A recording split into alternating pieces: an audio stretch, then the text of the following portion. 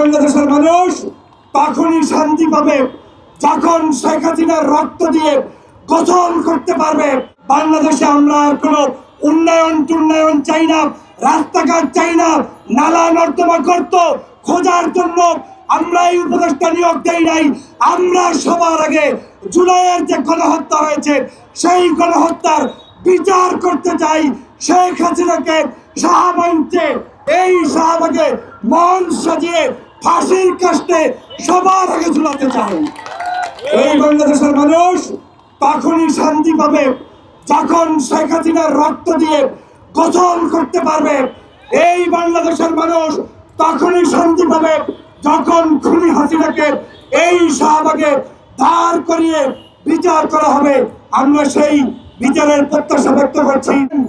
আপনারা এখন ময়লা পরিষ্কারের জন্য বের হচ্ছেন, কিন্তু বাংলাদেশের আসল ময়লা এই আওয়ামী লীগ এই আবর্জনাকে এখন পর্যন্ত বাংলাদেশ থেকে বিতাড়িত করতে পারেন নাই। আমি আসিফ নজরুল স্যারকে, ডক্টর মোহাম্মদ ইউনূসকে, তত্ত্বাবধায়ক সরকার অন্তর্বর্তীকালীন সরকারকে স্পষ্ট বার্তা দিতে চাই, আর একটি মুহূর্ত পর্যন্ত জুলাই মঞ্চের কর্মীরা বসে থাকবে না। শহীদ পরিবারের পাশে আমরা ছিলাম, আছি এবং বিচার করি বাংলার স্বাধীনতা রক্ষা করবো ইনশাআল্লাহ। প্রিয় বন্ধুরা, আমার তালবাহনের একটা সীমানা আছে।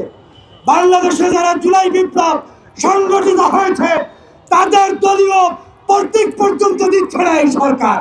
তাদের নেতাকর্মীদেরকে জেলার মধ্যে বন্দী করে রেখেছে এই সরকার। আর তালবাহনের একটা সীমানা আছে। বাংলাদেশের জুলাইতে যারা শহীদ হয়েছে সেই পরিবারের কষ্টগুলো শুনেছেন, তাদের কাছে ইফতার করার সময় হয় না, ঈদে সাক্ষাৎ করার সময় হয় না।